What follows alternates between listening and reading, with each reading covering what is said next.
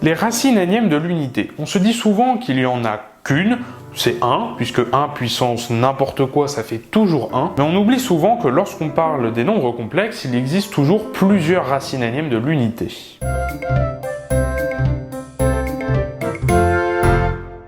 Salut, aujourd'hui je vais t'expliquer une méthode pour calculer facilement les racines énièmes de l'unité. Bien, il faut toujours commencer par dessiner la patatoïde le cercle trigonométrique, et puis on définit ce qu'est une racine énième de l'unité. Alors, voici l'ensemble grand oméga petit n de z, c'est l'ensemble des x complexes tels que x puissance n est égal à z. Mais nous, ce qu'on souhaite déterminer, ce sont les racines énièmes de l'unité, autrement dit de 1. Donc déjà, on commence par placer 1. Il est où, hein? Il est ici. Et à partir de là, je vais te montrer ma petite méthode. Alors commençons par calculer l'ensemble des racines carrées de 1. Donc je le note comme ça, l'ensemble des racines carrées de 1. C'est quoi? Alors, il y a 1 déjà, hein, ça c'est assez évident. Voilà, 1, puisque 1 au carré, ça fait 1. Mais on a aussi moins 1. Bah oui, moins 1, il est ici. Hop, moins 1 au carré, ça fait bien 1. Donc ça marche. On a aussi moins 1. Mais pourquoi ce sont des racines carrées de l'unité? Eh bien tout simplement parce qu'il faut s'imaginer que on va partir de 1, toujours de 1, quel que soit le nombre complexe dont on veut calculer la racine, on va toujours partir de 1, toujours, et on part de 1 et notre but ça va être d'arriver à z. D'arriver à z, donc autrement dit d'arriver à 1. Le but là ça va être donc de retourner à 1 en faisant un petit parcours autour du cercle trigonométrique. Et quel parcours on va effectuer? Mais on va effectuer justement ce parcours de 1 jusqu'à ses racines énièmes, donc autrement dit par exemple jusqu'à moins 1. On va effectuer ici un petit parcours de 1 jusqu'à moins 1 autour du cercle trigonométrique. Sauf que ça suffit pas, puisque là on veut calculer les racines énièmes, donc autrement dit on va devoir faire ce parcours n fois. Et là, c'est les racines carrées qu'on calcule, donc ce parcours, on le fait 2 fois. Donc ce petit parcours, on fait une fois le chemin, comme ça, de 1 jusqu'à moins 1, et on fait 2 fois le chemin, donc on refait une deuxième fois, cette fois-ci en partant de moins 1, pour aller jusqu'à 1. Et donc là, ça marche. Voilà pourquoi moins 1 est une racine carrée de l'unité, parce que si on part de 1, qu'on va jusqu'à moins 1 une première fois, puis qu'on refait le même chemin une deuxième fois, on retombe bien sur 1. Si on avait pris un autre point sur ce cercle, par exemple le point qui se situe ici, hein, c'est le nombre i, bah, si on avait effectué 2 fois le chemin, de 1 jusqu'à i, bah, on aurait fait une fois le chemin comme ça jusqu'à i, puis une deuxième fois le chemin, bah, là on ne serait pas retombé sur 1, hein. On a fait une fois ici, puis une deuxième fois là, on serait tombé sur moins 1. Donc i n'est pas une racine carrée de l'unité pour cette raison-là. Et 1, pourquoi c'est une racine carrée de l'unité? Bah, tout simplement parce que on bouge pas, hein. Le chemin de 1 jusqu'à 1, c'est rien du tout. Ou alors on peut se dire aussi que c'est un tour complet, hein, d'accord, ça marche aussi. Et donc si on fait 2 fois le chemin, donc soit 2 fois on ne bouge pas, soit 2 fois un tour complet, on retombe bien du coup sur 1. Allez, les racines cubiques de l'unité, bon déjà on a 1, de toute façon on aura toujours 1, puisque 1 puissance n'importe quoi, ça fait 1. Mais maintenant, cette fois-ci, il faut se poser la question de comment on va faire pour couper ce cercle, de manière à ce que lorsqu'on va effectuer 3 fois le chemin, eh bien on va retomber sur 1. En fait, il faut couper le cercle en 3. Bah oui, si on coupe le cercle en 3, on va bien trouver des points qui vont intersectionner le cercle, de façon à ce que lorsqu'on va effectuer 3 fois un parcours autour du cercle, on va retomber sur 1. Donc on aura un point qui se situe eh bien, à peu près ici, et un autre point qui se situe juste là. Mais c'est quoi leur valeur, la valeur des nombres complexes qui sont associés à ces points-là? Eh bien, comme on a coupé le cercle en 3, un tour de cercle, c'est quoi? C'est 2π. Bah oui, c'est un angle qui correspond à 2π. Bah, du coup, ce point-là, il va être associé à un angle de 2π divisé par 3. On aura divisé par 3. Et ici, on aura 2 fois du coup cet angle-là, une fois l'angle et une deuxième fois l'angle. Donc on aura 2 fois du π sur 3. Mais tu vas voir, on va exprimer ça autrement, puisque finalement, on connaît la forme exponentielle des nombres complexes. La forme exponentielle des nombres complexes fait intervenir l'argument principal de ces nombres. Autrement dit, c'est quoi l'argument du nombre complexe qui se situe juste là?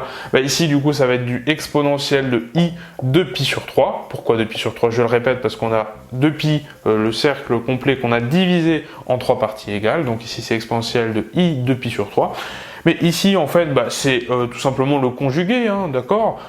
C'est assez logique, finalement. Donc ici, on va avoir le conjugué, donc autrement dit, de l'exponentielle de i moins de π sur 3. Alors, je vais l'écrire autrement, du coup, de l'exponentielle de moins i de π sur 3. Et donc voilà, on vient de calculer l'ensemble des racines cubiques de l'unité. 1 exponentielle de i de pi sur 3 et exponentielle de moins i de pi sur 3. Passons maintenant aux racines quatrièmes, donc on va le noter comme ça. Bon bah déjà on a 1, tout simplement. Ensuite on a quoi? On divise cette fois-ci le cercle en 4 parties égales. Donc c'est-à-dire qu'on va avoir, c'est déjà fait, de toute façon le quadriège est déjà fait, donc on va avoir le point qui se situe juste là. Autrement dit on a i. Ici on a quoi? On a moins 1. Ici on a moins i. Et puis bon, 1 on l'a déjà mis. Puis c'est assez logique, puisque si on effectue 4 fois le parcours, en partant de 1 jusqu'à i par exemple, donc de 1 jusqu'à i on fait une fois le chemin, 2 fois, 3 fois, 4 fois. On est bien retombé sur 1. Pour moins i, on peut aller dans l'autre sens. Moins i, donc une fois, 2 fois, 3 fois, 4 fois. On est bien retombé sur 1. Et puis pour moins 1, si on fait 4 fois, une fois, 2 fois, 3 fois, 4 fois. Puis en fait, pour moins 1, tu t'en doutes un petit peu quand même, on va toujours avoir moins 1 dans les racines énièmes de l'unité lorsque justement n sera un nombre pair. Bah oui, si on effectue un nombre pair 2 fois le chemin de 1 jusqu'à moins 1, on retombera toujours sur 1. Si je fais 40 000 fois le chemin de 1 jusqu'à moins 1, on se doute bien que comme c'est un nombre pair, de toute façon, on retombera sur 1. Donc moins 1 sera une racine 40 millième de l'unité. Et puis pour i et moins i, ça va être la même chose, mais seulement lorsque n va être congru à 0 modulo 4. Allez, pour les racines cinquièmes de l'unité, déjà on a 1. Et puis maintenant, il faut couper le cercle en 5. Alors ça va pas être forcément très facile de couper un cercle en 5. Donc on va avoir ici à peu près, on va avoir un point qui se situe à peu près là. Voilà, un autre à peu près ici on va dire, et enfin un nombre qui est là. Ici ça va être quoi? Ça sera de l'exponentielle de i 2pi sur 5. Ah oui, on a coupé le cercle en deux, donc on a du 2pi divisé par 5. Pour ce point-là, ça va être de l'exponentielle i 4pi sur 5. Pourquoi? Parce que tout simplement cet angle-là est 2 fois plus grand que cet angle-là. Ça c'est assez logique. Et ici, on va avoir les conjugués. Autrement dit, de l'exponentielle de moins i 2pi sur 5. Et ici, de l'exponentielle de moins i 4pi sur 5, tout simplement. Donc voilà, pour les racines cinquièmes de l'unité, on a 1, exponentielle de i 2pi sur 5, exponentielle de i 4pi sur 5, et puis les conjugués, donc en rajoutant juste un moins ici devant le i. Donc je vais m'arrêter là, j'aurais pu continuer encore plus loin, calculer les racines 6e, 7e, 8e, 350 millionième si je voulais. Alors, ce qu'on peut faire maintenant, c'est calculer par exemple les racines unièmes de l'unité. Alors il y a quoi dans les racines unièmes de l'unité? Déjà on a 1, puisque 1 puissance 1 ça fait 1, puis finalement il est tout seul. N'importe quel nombre à la puissance 1, ça fait lui-même. Donc le seul nombre qui à la puissance 1 fait 1, c'est 1. Donc finalement, on a un singleton ici qui contient seulement le nombre 1. Mais là, ça va être un peu plus intéressant. Les racines 0e de l'unité A.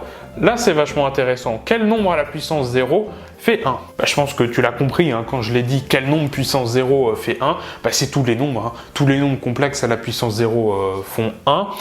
Alors évidemment, si on prend 0 puissance 0 qui donne 1, si on garde cette convention évidemment, donc on va partir du principe que c'est vrai. Donc dans ce cas-là, c'est l'ensemble des nombres complexes, autrement dit, grand C. Voilà, tu le vois, on a finalement calculé de manière assez simplement toutes les racines énièmes de l'unité, de 0 jusqu'à 5. Mais tu l'as vu, cette méthode est finalement pas très compliquée. Il suffit de diviser le cercle en plusieurs parties égales et on y arrive très bien. En tout cas, c'est la fin de cette vidéo. Je te remercie de l'avoir regardée jusqu'au bout. Si elle t'a plu, partage-la sur les réseaux sociaux, lâche un like, un commentaire pour donner ton avis, mais surtout abonne-toi à la chaîne pour ne pas manquer les futures vidéos. Merci et quant à moi, je te dis à la prochaine. Salut!